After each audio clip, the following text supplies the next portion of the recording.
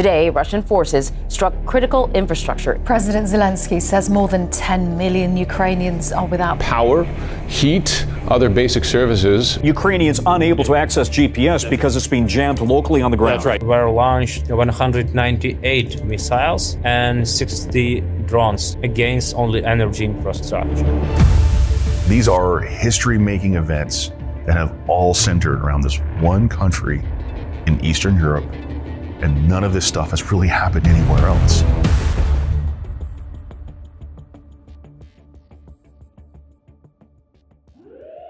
Imagine living in a war zone where even the comfort of light is taken away.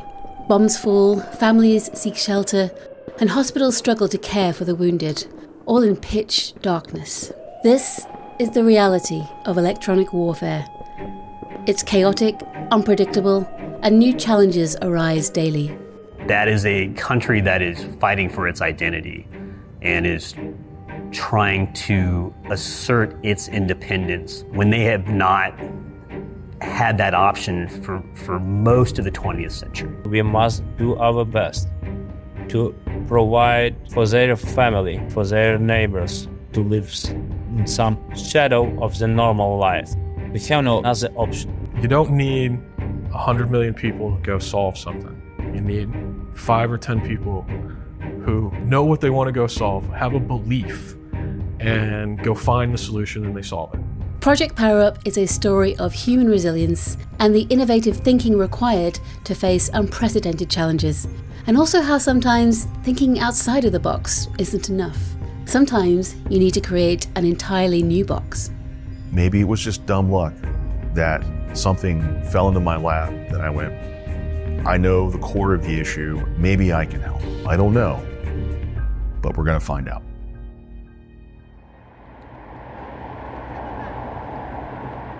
Late 2015, early 2016 was Talos' first real involvement in Ukraine.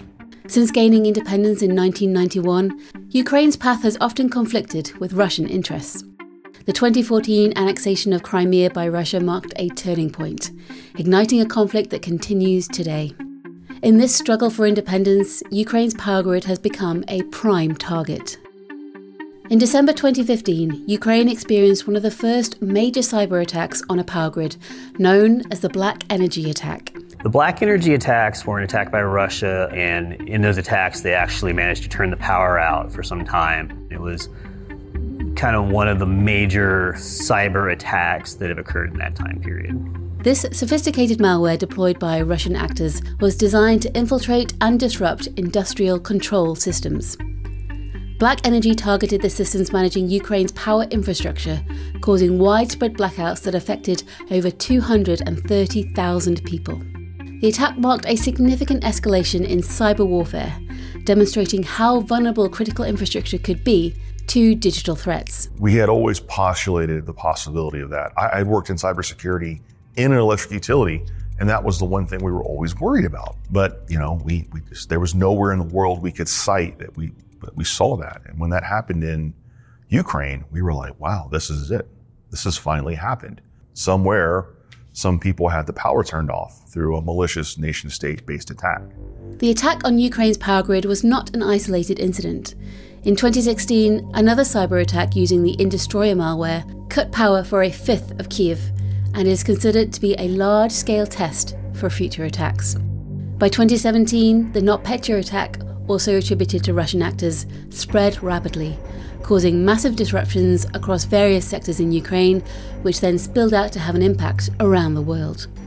As the conflict between Russia and Ukraine intensified, these cyber attacks became a key strategy in Russia's efforts to destabilize Ukraine. Targeting the power grid not only disrupts daily life, but also seeks to disrupt the nation's ability to defend itself. The fact that they could is a roadmap for other adversaries to look at and go, what worked, what didn't? And then how could we modify this to our ends if we wanted to do the same? At that point in time, a new era was born. And we were like, man, we need to be like in Ukraine, helping these guys. One of the things in the intelligence game is you need to be in conflict zones to understand the conflicts. Cybersecurity is not just sitting behind a monitor and doing cool hacker stuff. It means getting on a plane and flying somewhere sometimes, shaking someone's hand, looking them in the eyes and go, what can I do to help you? With no motivation other than I'm here to help. And to Cisco's credit, they give us runway and funding to do that. Talos is a group of around 500 people all around the globe working together. Their primary job is to gather and gain an understanding of the threat landscape globally, what's happening, what malicious actors are doing, how they're doing it, what tools they're using. There has forever been the core fundamental foundation of fight the bad guys, protect the world. I became aware of other power grid issues basically over very casual conversation at dinner. I knew we were going to go meet a bunch of our Ukrainian partners, that we were going to meet a bunch of other power guys. And so he was going out to this conference to talk to some of the folks that we'd met on the intelligence side, who had essentially become people we were helping protect after the war started. And that we were just going to all meet up and have a drink, see how we were doing. My name is Talos. I am head of the Dispatch and Control System Department. So we're trying to help and provide our dispatchers proper technical solutions, proper system to make very comfortable to manage our grid. We launched 198 missiles and 60 drones against only energy infrastructure.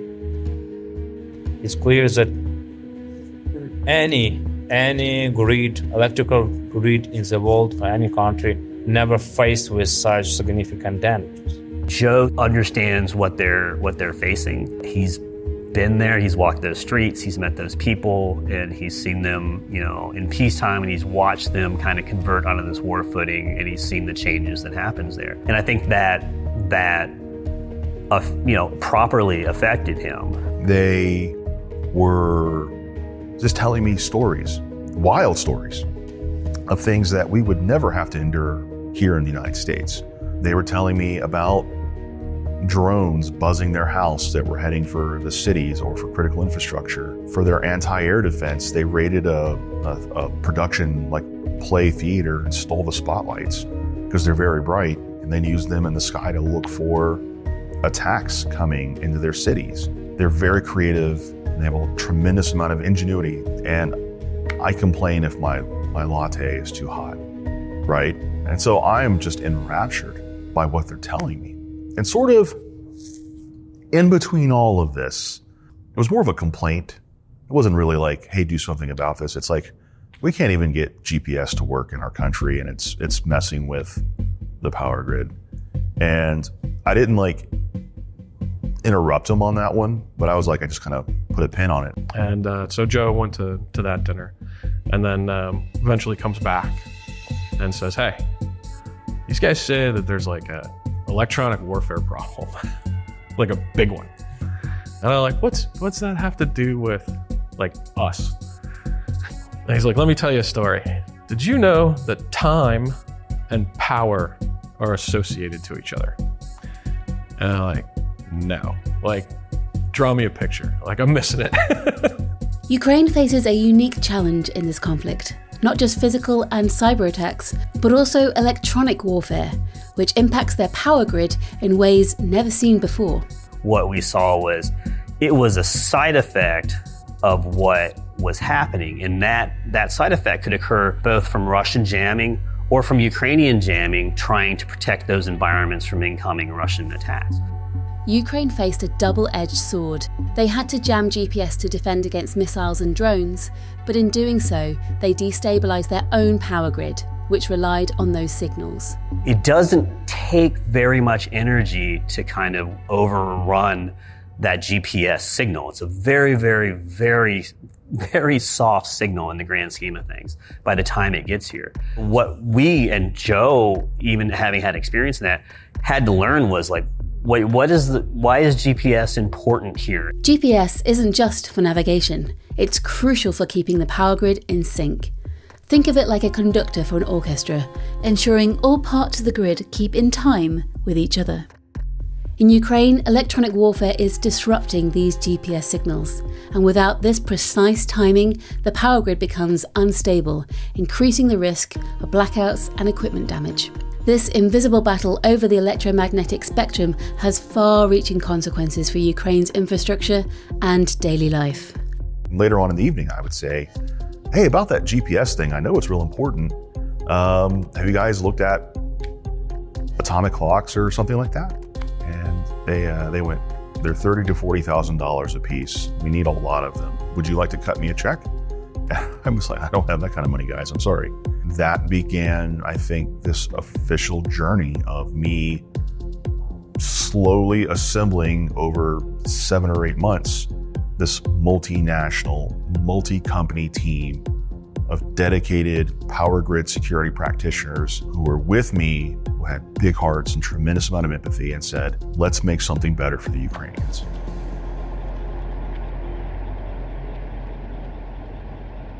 Through a series of executive meetings, I got directed to a small team inside of Cisco, and they focus on industrial environments. And I went to these guys and I said, hey, I have a really unique problem, and I've got this team, and we're all brainstorming, what do we do? And he figured out a way to modify the internal firmware of our industrial Ethernet switch.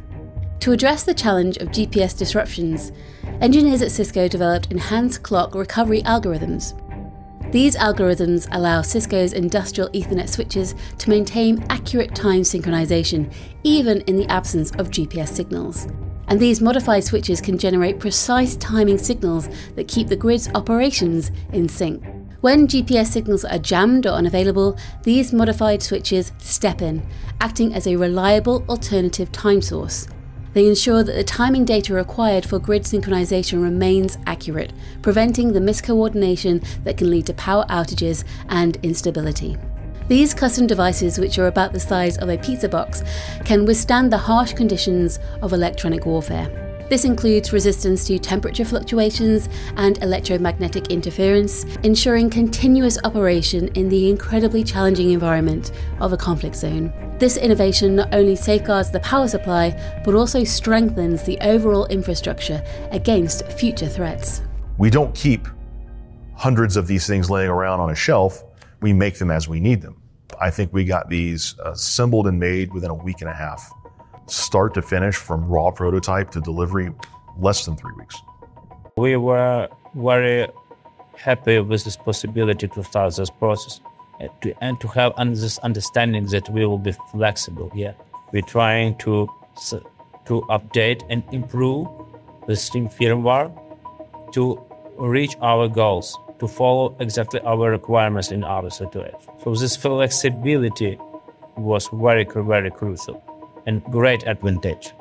So we just switch off from old GPS clock to Cisco switch, and we receive this signal. So it works. And they sent us the actual packet captures of it working, and I just touchdown. Great feeling. It's a fantastic feeling. We had this gold ticket, and we used it. Just recently, they just said these devices are integral to our daily operations inside of Ukraine. What you have done to help Ukraine is working, and that's irreplaceable. Project PowerUp was implemented in November 2023. From that November to July 2024, there have been almost 400 air raids across Ukraine. Alerts for these raids lasted for about an hour on average. Prior to Project PowerUp, this would have resulted in over 16 days worth of disruptions to Ukraine's power grid, which would have meant potential blackouts across the country, whilst drones and missiles attempted to reach their target. But with this solution, Ukraine's electronic grid has been able to keep the lights on and keep the power going without interruption for millions of Ukrainians, despite air raids still occurring every single day. Due permanent risk of attacks, our dispatchers, when they have proper tools, they can stop this system damage and be 100% sure that this decision is okay and it will help in current situation. And I know it makes the team so happy to know that this humble project that started with just me and grew to like almost 40 people, that we're making a difference. It's not a one and done. We're still there helping them fight new problems. We're a small piece. Like even this is as cool as it is and as excited as we are is a small piece. And so it is a small victory for them and it makes their life just a little easier. But when they wake up, they're still in a country at war. And every day, they're not crying. They say, okay, I'm tired. It's not for me. I cannot do it. I yesterday already did it. Every day, hard working every day to restore and keep lives for millions of Ukrainians. What does this mean for Ukraine going forward? Or what does it mean? I guess maybe a way to think about it is, what does it mean for the world? I think we've all learned that GPS is not as stable as we would like it to be. When we're talking to people who are in positions where they will have to make decisions, one of the things that we're telling them is you will have options available to you that you don't even think about right now if you are in certain crisis conditions. And you should think now, like, if things are really bad, how would you respond? And don't constrain yourself to the box that you've written for yourself in peacetime. Those kind of discussions that in an advanced, internet hustle culture world, like, don't make sense. But when you're talking 155 millimeter artillery shells and PowerUp, it's a different calculus entirely. I think that in future, some standards will be changed and some approaches will also be changed, because now the GPS is very weak. There is perhaps an over-reliance on it globally, certainly in the United States, certainly with power grids. And I think this work is slowly reshaping the conversation about how we think about power grid stability as it relates to GPS. One of the things that's been great at Cisco is we've never been told no when we're like, we want to do this thing for them, we want to do this thing for them. I want to give away product for free because they're in this position now where they're at war with Russia. It is never been an argument. So yeah, it's real easy to find a reason to work an extra hour for Ukraine. No problem. Knowing that you've had that kind of impact on the lives of others changes you. It changes you, because now you're like, what else can I do?